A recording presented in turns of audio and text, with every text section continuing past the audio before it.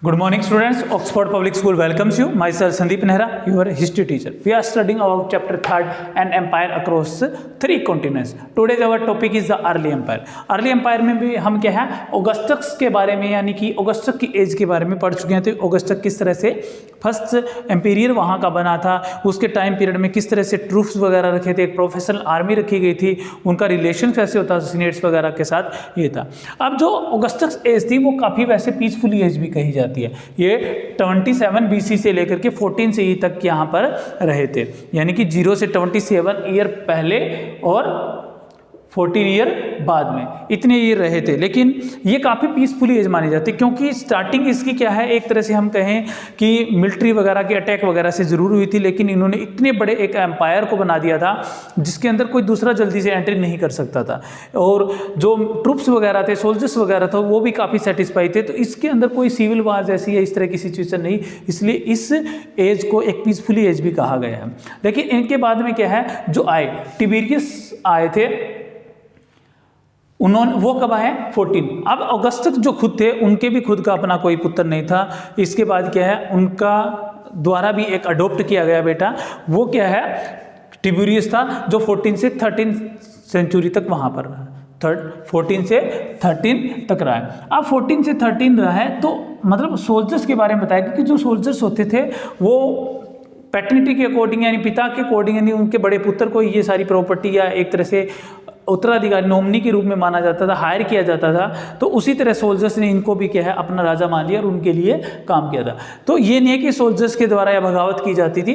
तो टिबेरियस ने कोई इंपेरियलिज्म को नहीं अपनाया, साम्राज्यवादी नीति को नहीं अपनाया। क्यों? क्योंकि उसके पास पहले इतना बड़ा एम्पायर था कि उसको देख पाना काफ़ी मुश्किल हो रहा था, मतलब कि इतने बड़े एम्पायर को वो कंट्रोल पहले ही मुश्किल से कर पा रहा था। तो इसलिए जो था उसी में क्या है, टिबेरियस के अंदर ही क्या है, उन्होंने उसी एम्पायर को डेवलप करने की कोशिश की। अब आगे उसी में क्या है, हार्डर्स मतलब इस तरह से डेवलप होते गए। सिर्फ क्या है 113 और 17 का पीरियड बताया जाता है, जिसमें एक ट्रांजन इसी की मतलब आगे आया है। वो मतलब जब इंपीरियर बने थे तो उन्होंने क्या है फरात का जो एरिया था, फरात रिवर्स के आसपास का, एरोपेट्स रिवर के आसपास का जो एरिया था उसके ऊपर अटैक करके उसको अपने आप में मिलाया। तो इस तरह से ये चलते चलते काफ़ी डेवलप हो चुका था। और यहाँ पर हार्ट्स का एग्जांपल दे रखा है 2nd सेंचुरी के अंदर, उसमें बताया गया कि इतना डेवलप हो चुका था ये कि उस समय इनकम जो इनकम है इनकी एनुअल इनकम वो लगभग 54 लाख के आसपास यानी 5.4 मिलियंस के आसपास बताई गई है, जो उस समय दिनारियस उनकी एक तरह की करेंसी थी। दिनारियस किसको कहा जाता है, 4.5 ग्राम का क्या है कि प्योर सिल्वर क्वाइन होता है जिसको दिनारियस बोला जाता है। ये 1 मार्क्स में क्वेश्चन भी पूछा जाता है, व्हाट इज दिनारियस। तो denarius a pure silver coin of 4.5 gram यानी 4.5 ग्राम का एक चांदी का प्योर चांदी का सिक्का होता है, उसको दिनारियस बोलते थे। अब एक ये जो प्रॉपर्टी थी दिनारियस की थी उस समय इतनी थी कि लगभग क्या 1.25 लाख केजी गोल्ड क्या है इतनी एनुअल इनकम मानी जाती थी। तो ये कह सकते हैं कि काफ़ी प्रीसियस था, काफ़ी मतलब ये कह सकते हैं कि डेवलप हो चुका था, उसके बारे में बताया गया। और उस समय क्या पॉपुलेशन भी लगातार, क्योंकि एरिया को कंट्रोल करता जाएगा तो पॉपुलेशन भी इसके अंदर मिलती जाएगी। तो इसके अंदर सिर्फ एक इटली को ही क्या है प्रांत माना जाता था, इटली को छोड़ करके कोई भी अलग से प्रांत नहीं था जिसके ऊपर कंट्रोल इन्हीं का था, रोमन एम्पायर का। तो मिड टर्म में 2nd मिड टर्म में 6 करोड़ के आसपास क्या है वहाँ की पॉपुलेशन हो चुकी थी। इतनी पॉपुलेशन को वो गैदरिंग कर गए।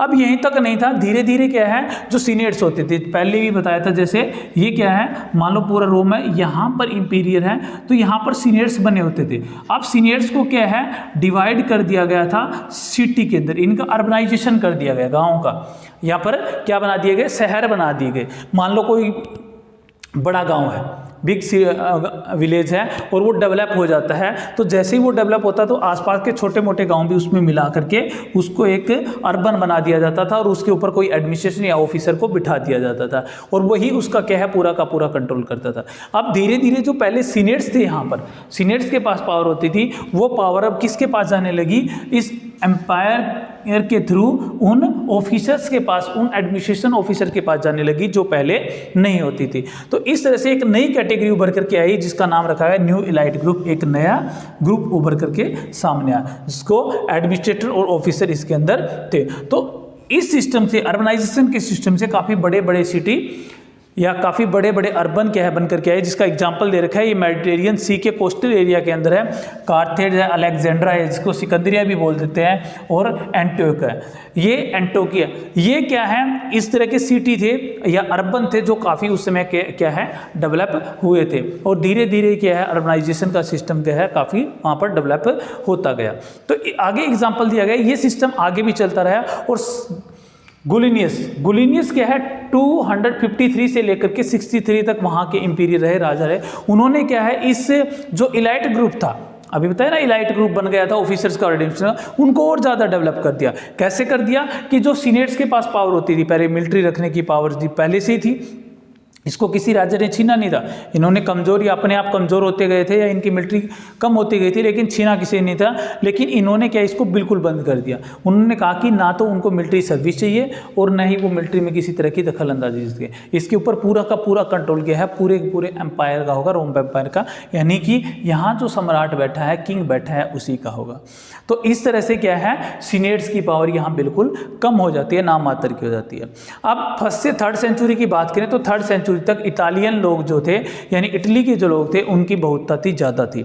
लेकिन धीरे धीरे जो सीनेट्स हैं वो क्या होने लगे एडमिनिस्ट्रेशन में, यानी अब नौकरी करने लगे उस राजा के प्रशासन के अंदर या वहाँ ऑफिसर्स बनने लगे। तो धीरे धीरे इन सीनेट की संख्या बढ़ती गई। जब सीनेट की बढ़ती गई तो ये इटालियंस क्या होते गए, कम होते गए और इनका डेक्लाइन हो गया, इनका पतन हो गया। लेकिन सिटी डेवलप होते चले गए और काफ़ी विलेज भी क्या हुए थे यहाँ पर डेवलप होते चले गए। अब बारी आती है एंटरटेनमेंट वगैरह की। अब क्या है सिटी के अंदर क्या है बताया जाता है कि रोमन एम्पायर के अंदर जो शहर होते थे वहाँ पर एक पब्लिक बात होता है, सार्वजनिक स्नानागार है जिसको बोलते हैं, एक पब्लिक बात होता है जिसके अंदर लोग मतलब एंटरटेनमेंट वगैरह के लिए काफ़ी मतलब नहाते वगैरह थे, इकट्ठे वगैरह होते थे। अगर इसी चीज़ को क्या है जब ईरान के लोगों ने अपनाने की कोशिश की, ईरान में इसको शुरू किया, तो वहाँ के जो प्रीस्ट वगैरह थे उन्होंने क्या है मना कर दिया वहाँ के, या उसके खिलाफ हो गए। क्यों? क्योंकि इसके अंदर जो पब्लिक बात था उसके अंदर वोटर को क्या है एक तरह से पवित्र नहीं समझा गया है, पवित्र सा मतलब एक खेलने की चीज़ बनाया गया है। लेकिन जो इटली के लोग ईरान के लोग थे वो क्या है इसको क्या मानते थे, वो इसको पवित्र मानते थे, काफ़ी प्योर मानते थे और एक देवता की तरह मतलब एक गॉड की तरह वोटर को मानते थे। इसलिए जो पब्लिक बात है वो ईरान के अंदर सक्सेस नहीं हुई। तो यहाँ की बात करें तो यहाँ के सिटी में ऐसे कई पब्लिक बात मिलते हैं जब बाद में इनका सर्वे वगैरह किया गया तो जिसके अंदर वो एंटरटेनमेंट करते। तो एक एग्जांपल से पता चलता है कि एक साल के अंदर लगभग 176 डे यानी 1 ईयर के अंदर आप देख सकते हो हाफ ईयर हो जाता है, या हाफ ईयर के आसपास वो क्या करते थे एंटरटेनमेंट करते थे, यानी मनोरंजन करते थे किसी ना किसी तरीके से। तो ये आपका जो टॉपिक था अर्ली एम्पायर का, यानी जो साम्राज्य का अर्ली एम्पायर का मतलब है मैंने आपको पहले ही बताया था 300 के अंदर इसको डिवाइड कर दिया गया है। ये 300 to 63 है, तो ये 0 से 300 का जो टाइम पीरियड है उसके बारे में इसमें बताया गया है, जो काफ़ी ज़्यादा लड़ाई वाला तो नहीं था, या इसमें ये कहें कि अटैक वगैरह या वॉर वगैरह या कॉन्फ्लिक्ट वगैरह या सिविल वार जैसी सिचुएशन कम हुई है। लेकिन इसके अंदर डेवलपमेंट के बारे में, सीनेट्स का ख़त्म होना है, आर्मी है या जो ट्रूप्स है या सोल्जर्स वगैरह उनकी पावर का बढ़ना, एक न्यू इलाइट ग्रुप्स का आना है और इंपीरियर का धीरे धीरे स्ट्रॉन्ग होना है, वो एग्जाम्पल मिलते हैं। जिसमें से 3-4 एग्जाम्पल आने वाली जनरेशन जो हायर की गई थी ऑगस्टस के बाद उनके बारे में एग्जाम्पल दे करके बताया गया कि वहाँ किस तरह से अर्बनाइजेशन आया, किस तरह से वहाँ से इनकम बढ़ी। तो ये आपका टॉपिक था फर्स्ट के बारे में, अर्ली के बारे में। अब लेट का है वो आगे आएगा नेक्स्ट टॉपिक में। Okay, thank you, have a nice day.